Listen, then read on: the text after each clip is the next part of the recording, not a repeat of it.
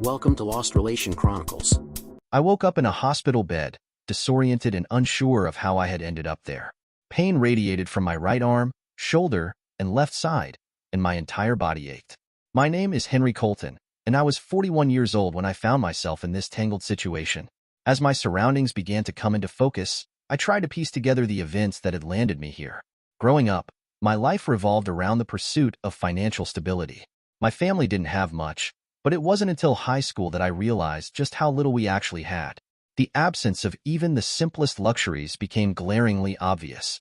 By the time I was 14, I had taken it upon myself to cover my own expenses, clothes, school supplies, and anything extra I wanted. I hustled constantly, taking on any job I could find. For 2 summers, I worked on the back of a gypsy garbage truck. I also cleaned classrooms after school, washed dishes at a local diner, and eventually saved up enough money to buy my own car and pay for its insurance once I got my license. Money mattered to me, but I wasn't frivolous with it. I treated myself occasionally to small indulgences, a burger, a candy bar, but only sparingly and never without thought. I was a very good student and had received many full scholarships offers.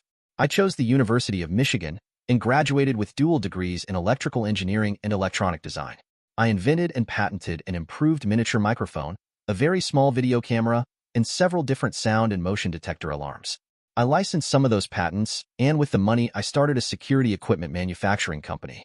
I met Clara Wesley at a company function where my company hosted our customers and potential customers. I was and am founder and COO of Hardwired Security Incorporated, a small but significant home security company. We do not actually wire or monitor homes, but we invent, design, and produce the gadgets needed. In spite of our name, most of our products were Wi-Fi and Bluetooth compatible and had battery backup so they would continue to work if the power failed for any reason. I was making a decent salary when I met Clara, but it wasn't in the stratosphere because I was rolling 90% of the after-expenses profit back into the company. I was still very well paid for a 26-year-old electronics geek of that time. Clara was with her boss Walter Williams, the purchasing agent for Williams Home Safety Company. His daddy was the big cheese, but Walter and I had a good professional relationship. He was all business when it was about business. When not doing business, he was an all-out skirt chaser. He was a couple of years older than me, but was on wife number 3. He introduced his assistant Clara to me. Then he introduced me to her. Of course, he had to add that I was COO, shareholder, and single. Clara took on an almost acquisitive look as she tried to make small talk. I dismissed her interest immediately by saying, "What Walter said is true, but what he failed to say is that I only get a salary that is just a little more than what my highest paid engineer gets. I am not rich by any means, just lucky with some of my inventions.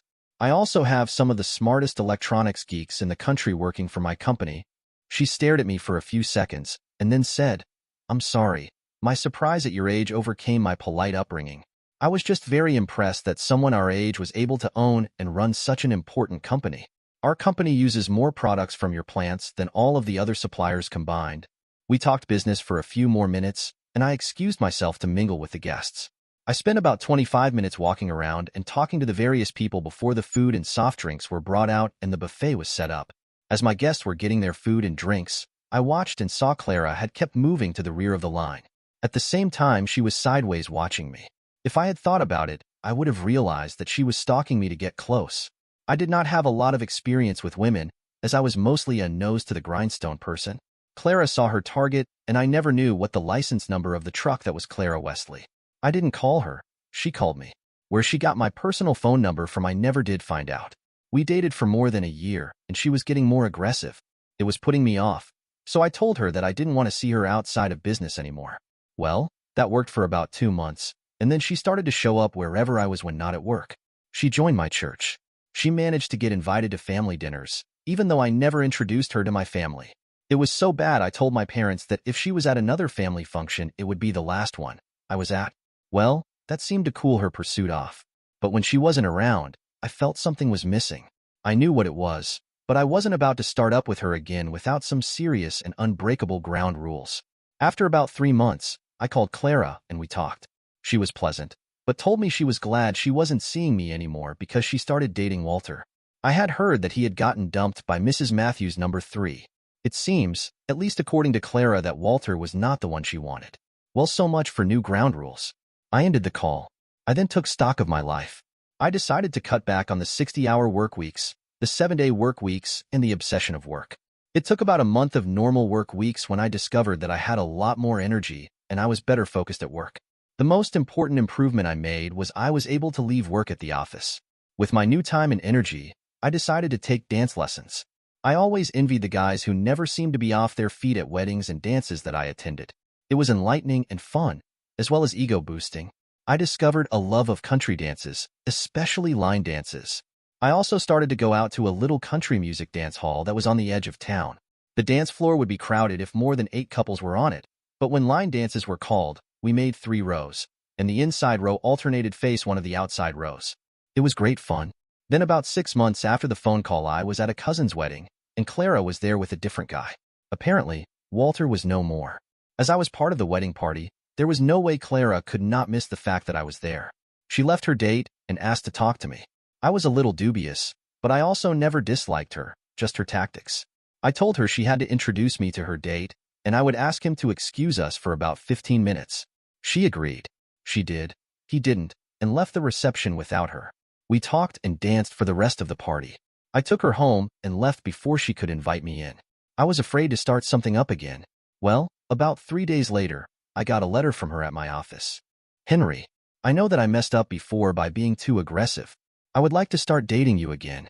I will do my best to let us proceed at a rate of intimacy that you are comfortable with. I know that I told you that Mrs. Walter III told him he was not the one. I was the real reason they broke up.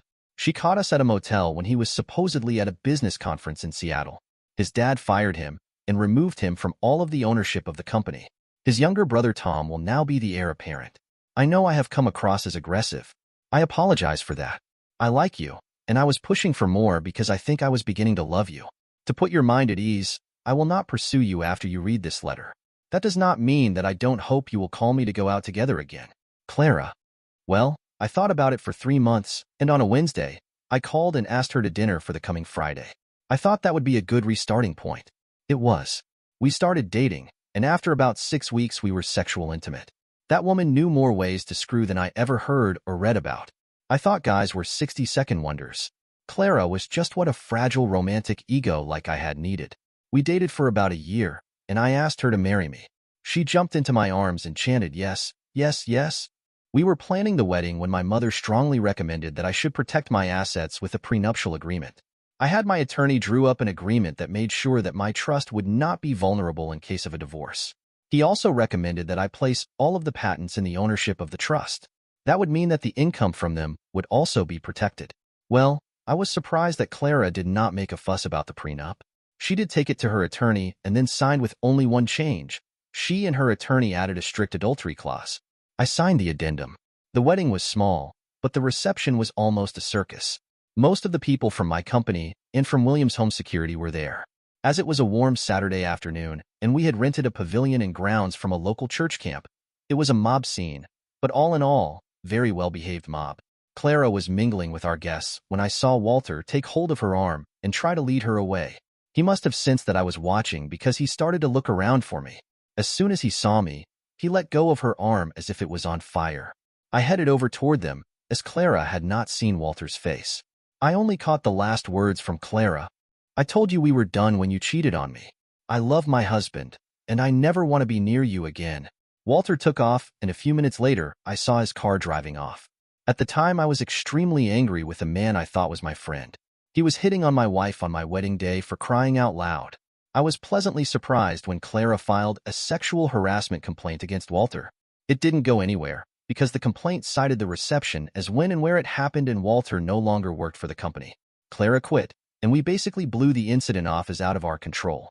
Clara found a new job, as my administrative assistant. My past assistant moved to a different state to be with her new chump of the month, and she didn't even pick up her last paycheck. I was almost 30 when we married, and Clara wanted to start a family. I was 33 when Sam was born, and I was a proud papa. Clara decided to be a full-time mom, and while we tried for the next 4 years, we never had another child. I had a vasectomy when we had been married for 6 years, and so there would be no more kids. Clara went back to work when Sam started 2nd grade. She found a job with a local company as an administrative assistant to the plant manager. Things were great until 6 months or so before I woke up in the hospital. Clara had started making snide little digs about me, not getting my share of the profits from the company. That bitching stopped when I started to present her with bills for half of the monthly expenses. Half was more than her entire take-home pay. Then she started to withhold any affection. No hugs, no kisses, and definitely no sex. I moved into the guest room. Then came the clincher. I overheard her talking on her phone to someone named Thomas. I can't yet. I needed to figure a way to get him to divorce me or die. I don't want him to die, but if he did, I would have it all instead of the half I would get in a divorce. Anyway, I can't do anything with you away from work until either of those happen. Then she turned around and saw me. She immediately ended the call and looked extremely guilty. The only Thomas the First knew was a department manager at the plant. I didn't say anything at the time because Sam was near. After he went to bed, I grabbed Clara, not too gently, by the arm and dragged her into the living room. I didn't say anything about the phone call. I just started by saying, I know and you know that you have been a cold and heartless bitch for almost 6 months. I am telling you right now that it stops. If I want sex, you will drop your panties immediately and grab your ankles. If I insist, you will contribute to the family finances up to 75% of your take-home. If you make one more uncalled for snide remark or insult, you are out the door. Do you understand? By the time I finished, I was shouting.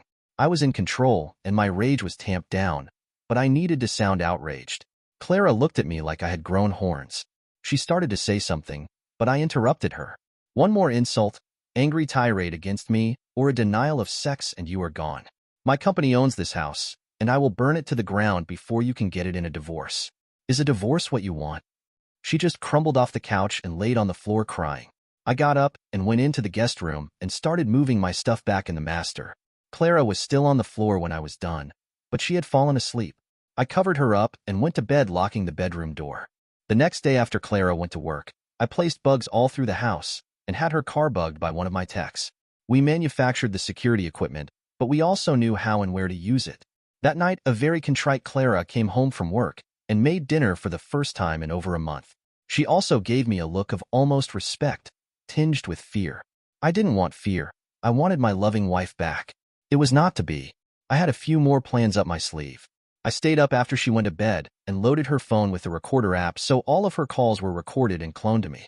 I went to bed and a tearful Clara asked if I wanted to make love. I told her no, very abruptly. She rolled away from me and started to silently cry. I didn't ever make love to her again. Well, Thomas was quite the naughty boy. He called Clara on her cell while they were both working, and the two of them talked of finding a way to get my money in my company. The plot suggestion started out bizarre, and gradually over a 2-week period got down to some serious planning. I was going to be killed in a mugging, and the mugging was going to look like random street violence. I hadn't been idle while this was going on. I moved all of our bank money and contents of the safe deposit box to a different bank with only my signature on it. I changed the beneficiary of my insurance policy to Sam with the proceeds to be held in trust until he started college or turned 21. I changed the beneficiary of the trust to Sam with the same provision and restrictions. Then I did something that saved my life. I bought the best undershirt body armor that was on the market. It was not just designed to reduce the chance of dying from a gunshot wound to the torso, but also was designed to protect against knife wounds. My purchase of the body armor was noticed by the police, and a detective showed up at my work and questioned me about my reason. I played the recording of the plan for him, and he told me I had a good reason. Then he said, "We really can't do anything about the plot because we can't use the evidence you have collected. That being said, we will keep a watch on you during your drives to work and back. I know that isn't much help, but it is all we can legally do until an attempt is made." So, 3 days after the detective's visit, I hear him in the hospital. The vest prevented the bullets from killing me, but I did receive 2 broken ribs, and when I fell down, I managed to break my ankle and knock myself out. I did take a bullet in the arm. My police escort caught Thomas Grayson as he was trying to flee the scene. When they interrogated him, he couldn't wait to give up Clara. It seems that they had been approached by Walter Williams about buying my company. He knew about their affair, and they were offered a price they didn't ignore. All 3 of them were arrested while I lay unconscious in the hospital. Each was held on a $2.5 million bond, an amount none of them could manage to post. Once I was discharged, I made some big changes. I sold my company but held on to the patents, ensuring my hard work wouldn't go to waste. Sam and I relocated to Alabama, where I filed for divorce from Clara. Because her actions were part of a criminal plot to claim my estate, she walked away with nothing.